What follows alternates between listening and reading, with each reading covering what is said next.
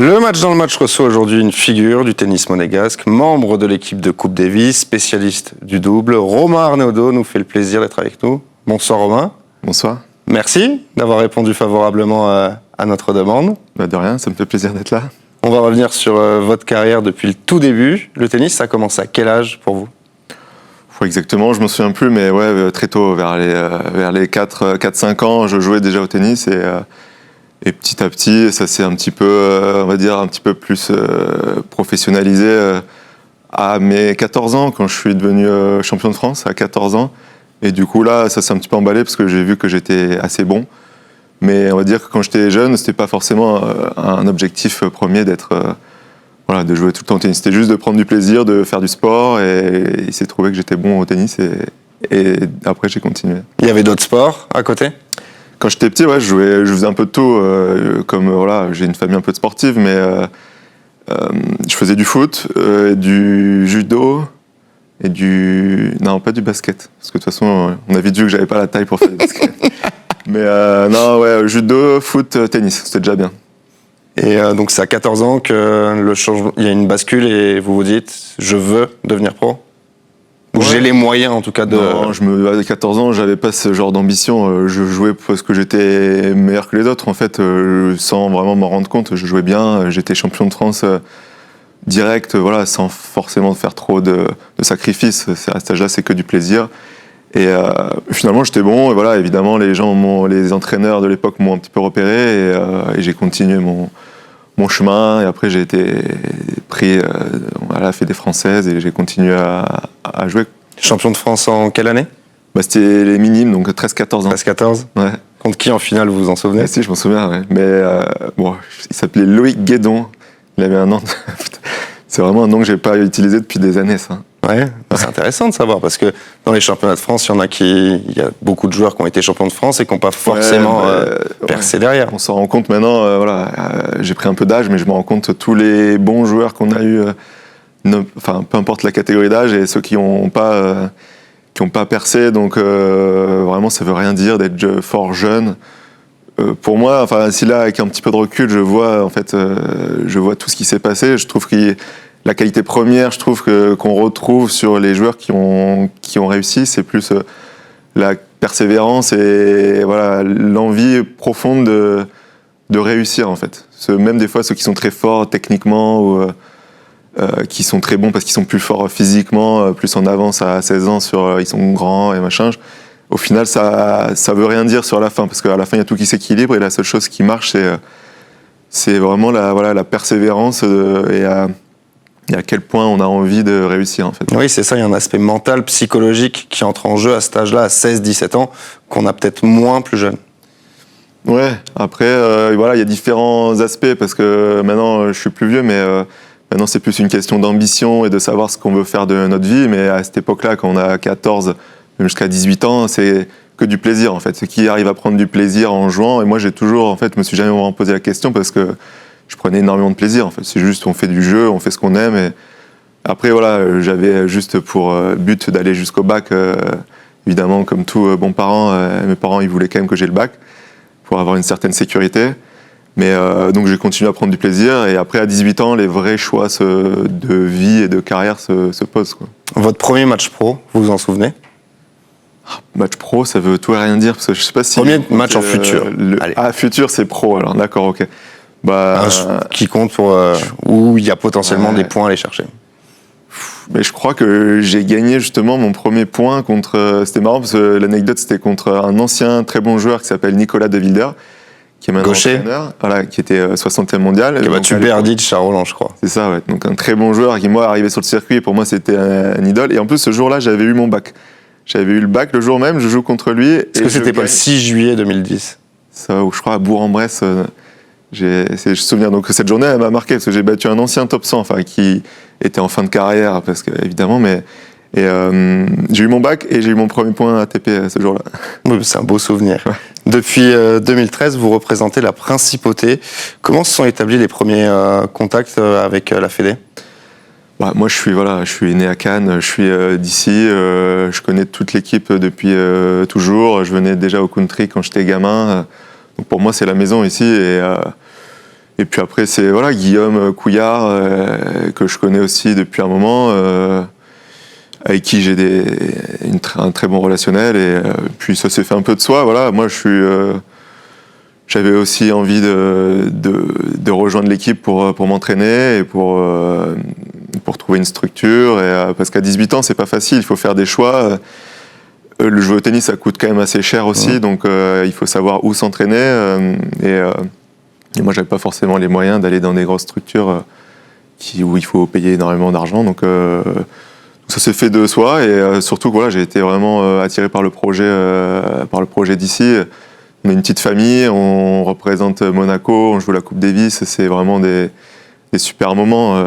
Déjà rien que le fait de jouer en équipe, pour moi, c'est la seule chose qui me manque un tout petit peu. Enfin, maintenant, je joue en double, on va y revenir, mais je trouve ça vraiment sympa. Mais voilà, je trouve que le tennis, c'est un beau sport, mais je trouve que jouer en équipe, ça me manque d'autant plus. Donc, jouer à la Coupe Davis, c'est vraiment super pour moi. Pour votre premier match en Coupe Davis, justement, c'est en 2014, en Afrique du Sud, face à Rick Devoost. Vous l'emportez en simple, en 5-7.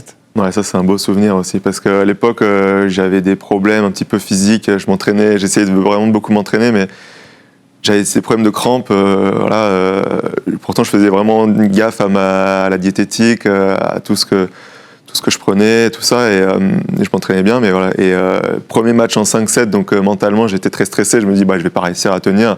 Parce que déjà, quand j'allais au troisième set d'un match classique, j'avais des crampes. Je me dis, 5-7, ça va être compliqué. Et finalement, c'est un format un petit peu différent. On rentre dans une psychologie un petit peu plus cool. Enfin, c'est un peu comme si on va faire un marathon à la place d'un sprint, en fait. Donc, on se met sur un rythme un tout petit peu un peu en dessous, et j'ai réussi à tenir. La prépa, elle est différente d'un match en 5, d'un match classique? Non, parce que toute l'année, on se prépare pour être le plus fort possible. Donc, la préparation psychologique peut-être est différente, ouais, pour aborder ce match. On sait que ça va être beaucoup plus long, il va falloir être prêt quand même mentalement. Et il va y avoir surtout beaucoup de hauts et de bas, en fait. Et c'est ça qui m'avait marqué, c'est que c'est vraiment un match où voilà, on peut gagner, perdre, mais ça dure vraiment longtemps, et il faut rester calme et serein. Donc mentalement, il faut être vachement plus préparé.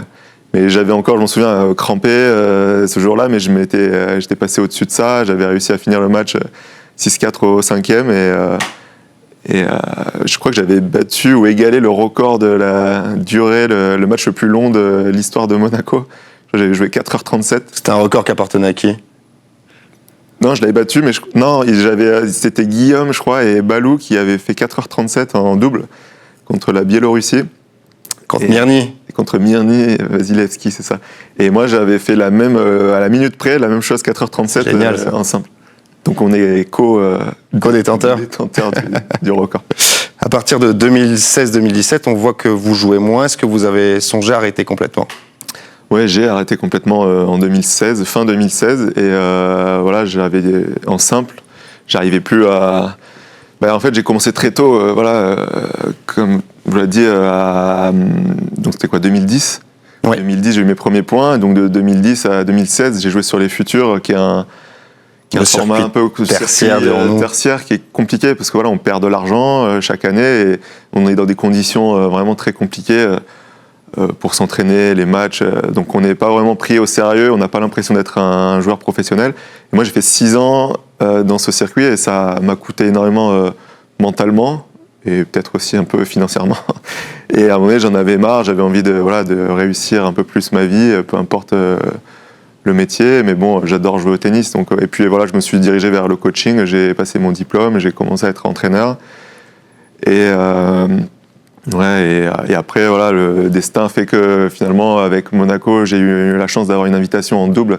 En 2017. Avec Hugo Nice en 2017, donc au Rolex Master. Donc voilà, je remercie encore une fois Monaco et la fédération qui m'a invité, parce que sans ça, au final, je serais sûrement encore entraîneur. Mais voilà, ils m'ont permis de jouer, et après voilà, il fallait quand même gagner les matchs, donc ça je les ai pas volés. Parce que vous atteignez les demi-finales cette année-là avec Hugo. Demi-finale avec Hugo en 2017, donc un peu sorti de nulle part, et depuis ce tournoi de 2017, je me suis dit allez, je me lance à fond dans le double, parce qu'en 2016 j'arrête le simple, et en 2017 je me relance en double, et j'étais encore assez jeune, donc en plus en double on peut jouer un petit peu plus tard, et voilà, vu que j'adore jouer au tennis, je me suis rendu compte de la chance que... Et puis le fait de travailler aussi, au final, coacher pendant 8 mois, ça m'a rendu compte aussi de ce que c'était de travailler un petit peu plus normalement et avec des horaires fixes et de moins prendre du plaisir. Et après, on se rend compte que jouer au tennis, c'est on a quand même de la chance de faire ce sport, quoi. Vous parlez du simple et du double, vous avez fait les deux. Dites-moi quelles sont les différences quand on s'entraîne en double par rapport au simple. Bon, évidemment, c'est beaucoup plus de volets, voilà. Mais moi, mes qualités marchent vraiment bien en double parce que je suis assez explosif et du coup, c'est vraiment, on est sur un demi-terrain, donc on a moins besoin d'être endurant et de courir longtemps, mais c'est des filières qui sont beaucoup plus courtes. Donc ça va être beaucoup de services, volets, retour. On va dire que c'est les 3 frappes qui comptent le plus. Il y a le service, le retour et après la première volée ou aider son partenaire au filet. Donc moi, ça me convient un petit peu mieux. Et même si je n'étais pas très fort au filet, mais au final, je pense que j'arrive bien à comprendre le jeu du tennis. Oui, on vous a vu là, cette année, c'est quand même pas mal au filet. Non, oui, mais évidemment, quand on travaille, on progresse. Donc c'est pas naturel chez moi, mais j'ai progressé. Et puis surtout qu'au final, j'arrive à aller assez vite, à avoir des bons réflexes. Donc après, ça vient assez rapidement. Mais après, la plus grande différence, voilà, c'est que c'est beaucoup plus court, c'est des filières courtes. Et puis voilà, c'est un petit peu plus de créativité aussi que le simple, quoi. Le simple, il faut des fois être un petit peu bête et méchant. Voilà, il faut faire, quand on fait une chose bien, on le fait histoire d'enfoncer l'adversaire jusqu'au bout pendant longtemps. Et au double, il y a plus place à la créativité. Et voilà, c'est ça que j'aime bien aussi. Vous jouez à gauche. Aujourd'hui, ça a toujours été le cas?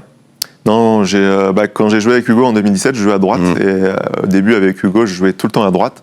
Parce que voilà, on n'avait pas trop d'expérience aussi. On se lançait sur le circuit du double. Et lui, il avait toujours joué à gauche. Voilà, on se posait pas trop la question. Moi, je suis censé avoir un bon coup droit. Donc, je me dis, allez, je me mets à droite. Mais au final, avec le temps, on s'est rendu compte que c'est pas parce qu'on a un bon coup droit qu'il faut jouer à droite ou un bon revers qu'il faut jouer à gauche. Et voilà, c'est vrai que moi, je joue avec un gaucher qui joue à droite. Et moi, droitier, je joue à gauche. Mais pourtant, j'ai pas forcément un meilleur revers. Mais le fait d'avoir les coups droits aussi au milieu, ça permet de mettre un peu plus de pression à l'adversaire. Parce que dès qu'il joue au milieu, en fait, il y a plus de chances qu'on frappe fort. Donc, ils sont obligés de jouer un peu sur les côtés. Et ça ouvre des angles. Et voilà. Et après, moi, en fait, ce que j'aime bien aussi, c'est me couper un peu l'angle avec mon revers et après prendre le filet. Donc, à la limite, je laisse pas trop la balle rentrer dans mon revers. Ça devient un peu technique, mais voilà, j'essaye dès que ça vient un peu sur mon revers de monter au filet pour bloquer l'angle. Et puis, ça reste en coup droit. À la limite, je peux frapper un peu plus fort si la balle elle est centrale. Avec Sam, elle s'est créée comment, votre association? Vous avez commencé ensemble en 2022. Qui a contacté qui? Ah, ça, je sais plus qui a fait le premier pas vers l'autre. Mais on dirait une histoire d'amour. En fait, on se connaît tous un peu sur le. Mais c'est un peu ça, c'est un peu un couple au final le double, parce qu'il faut vraiment bien s'entendre. Surtout moi, je fonctionne comme ça, amicalement. J'ai vraiment envie de jouer avec un mec à qui je m'entends bien. J'ai pas envie de jouer juste avec un gars à qui on joue bien au tennis. Et j'ai aussi envie de partager des choses avec mon partenaire et de prendre du plaisir. Et en fait. On avait joué un peu ensemble donc en 2018, je crois, et après on avait arrêté. Et en 2020 ou 2021, on a rejoué ensemble. Et c'est vrai que là, je trouvais pas de partenaire. J'en avais un peu marre de toujours chercher des partenaires. Et je me suis dit, bon, j'ai regardé le classement et toutes mes priorités. Je me dis, maintenant, avec qui je veux jouer? Et en fait, je me suis dit, maintenant, je veux jouer avec un mec avec qui je m'entends bien. Et il n'y avait pas 50 000 noms. Et je me dis, lui, je m'entends super bien. Peu importe le classement, le niveau de jeu, je me dis, allez, avec lui, ça va bien se passer. Même si on perd, je vais passer un bon moment parce qu'on s'entend bien. Et évidemment, quand ça se passe comme ça, on gagne direct. Et on a directement gagné. Et après, on a eu cette chance encore d'avoir... toute mon histoire, elle recommence encore à Monaco, mais j'étais pas très bien classé. Enfin, j'étais 100e ou je sais plus trop combien. Et voilà, on a encore l'invitation à Monaco l'année dernière, en 2023. Et là, on arrive à faire finale et on est à 2 points de gagner le tournoi. Ça, c'est un point. Ouais, 2 fois 1 point, pardon. 2 balles de match, c'est ce que je voulais dire. Mais ouais, ça, c'était déjà des émotions exceptionnelles et je l'ai toujours un tout petit peu en travers de la gorge de quand même pas avoir gagné ce tournoi. Il y aura d'autres occasions. J'espère, mais voilà. C'est compliqué aussi, et voilà, c'est ce qu'on dit, mais j'ai 31 ans, je vais avoir 32 ans et j'ai déjà arrêté ma carrière. j'espère qu'il y en aura d'autres. Mais Vous bon, le disiez tout à l'heure, on peut jouer plus longtemps en double. on peut jouer plus longtemps. Mais voilà, des occasions comme ça, il n'y en a pas tout le temps. Voilà, cette année, on a perdu le deuxième tour. C'est pas... Voilà, je sais qu'on a fait quelque chose d'exceptionnel et avoir été si près d'écrire mon nom au country club, ça me fait toujours un petit peu mal. Mais je suis déjà On le très sent fier. dans votre voix. Ça tremble encore un peu. Je vais pas pleurer. Non, mais... Non, mais je suis déjà fier d'avoir fait finale. Mais en fait, c'était tellement proche de vivre des émotions encore plus belles c'est très décevant. Il y a une grande échéance qui arrive pour vous et pour Monaco en Coupe Davis. Ça sera au Maroc. Comment vous l'abordez, cette rencontre qui peut vous faire monter à un échelon que Monaco n'a jamais connu? Ouais, bah là, je trouve qu'on a la meilleure équipe de l'histoire de Monaco. On a une super équipe, donc avec Valentin en numéro 1, qui est en train de faire une super saison, Lucas en numéro 2, qui joue très bien, et voilà, nous, on a une super équipe de double avec Hugo et moi. Et en plus, le format nous est vraiment avantageux parce que il y a les deux simples, après ça se joue que sur 2 jours en fait, et le double, c'est le premier match du 2e jour, et après il y a les 2 simples qui enchaînent. Donc souvent les autres équipes, ils ont un numéro 1 qui est fort mais qui joue le double et le simple, et donc il joue le double et après il arrive un petit peu fatigué pour jouer contre Valentin, le match des numéros 1, et souvent Valentin peut avoir un avantage parce qu'il est frais. Donc voilà, on a la meilleure équipe, on va essayer d'en profiter, et on travaille vraiment dur au quotidien tous pour progresser individuellement. Évidemment, on fait progresser l'équipe, mais ouais, après on va se remettre tous ensemble pour le Maroc, et on a vraiment l'objectif de gagner cette rencontre, et même voilà, à moyen terme de monter groupe 1 et même plus haut si on peut, parce qu'on se met aucune limite. Voilà, Hugo, il est top 20 depuis maintenant 1 ou 2 ans. Valentin, j'espère qu'il sera top 100. Donc ça veut dire qu'on a vraiment sur le papier une équipe pour Puis le Maroc, ça rivaliser. s'était bien passé la dernière fois, face au Maroc. Voilà, Maroc, on les a battus la dernière fois. Après, ça reste du sport, donc évidemment tout repart à 0 cette fois-ci, mais sur le papier, on va le dire, on est favori. Après, ils ont un petit jeune qui arrive et qui joue bien, mais de toute façon, voilà, on va tout faire pour gagner. Puis même, je trouve qu'on a un bon état d'esprit, et à moyen terme, on a vraiment l'ambition de monter groupe 1, enfin d'y arriver, et même de monter groupe mondial. Si on a l'occasion, on ne va pas s'en priver. On suivra ça de très près sur TV Monaco. Romain. Ouais. Merci beaucoup d'avoir été avec nous. On va suivre également vos performances dans les tournois à venir de très près, et on se revoit très vite. Merci à vous de nous avoir suivis. Tout de suite, c'est la météo avec TV Monaco. Salut.